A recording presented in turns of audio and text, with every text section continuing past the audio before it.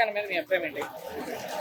ముగ్గురు కలిశారు కనుక సూపర్. అంటే పవన్ వరకు ఒక్క నిమిషం మాట్లాడుకుంటే అసలు అతని మీద మీ అభిప్రాయం ఏంటి? పవన్ కళ్యాణ్ మీద ఏముందండి, ఇప్పుడు ఒక కుటుంబం మూడు, ఈ మూడు కూడా లైన్ గా ఉంది.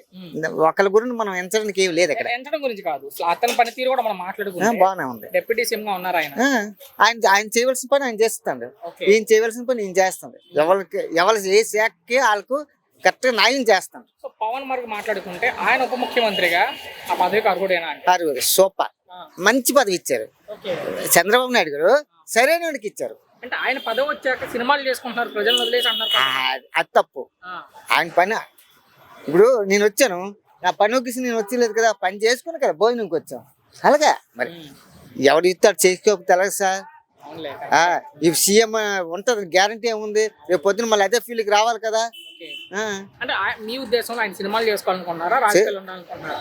ఆయన రాజకీయం ఓకే, ఓకే.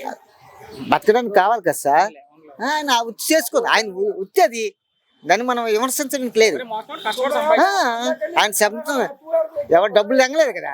ఇప్పుడు ఆయన ఇదే సీట్లో కూర్చొని కోట్లు సంపాదించుకోవచ్చు, మళ్ళీ ఫీల్డ్కి ఎందుకు వెళ్ళలేదు? ఆయన కష్టపడిన డబ్బులు ఆయనకు ఉండాలి. ఓకే. ఇది రాజకీయం. ఫైనల్ గా ఒక్క మాట పవన్ కళ్యాణ్ గురించి ఒక మాటలో ఏం చెప్తారు? నెంబర్ 1 డిప్యూటీ సీఎం గారు. Thank you.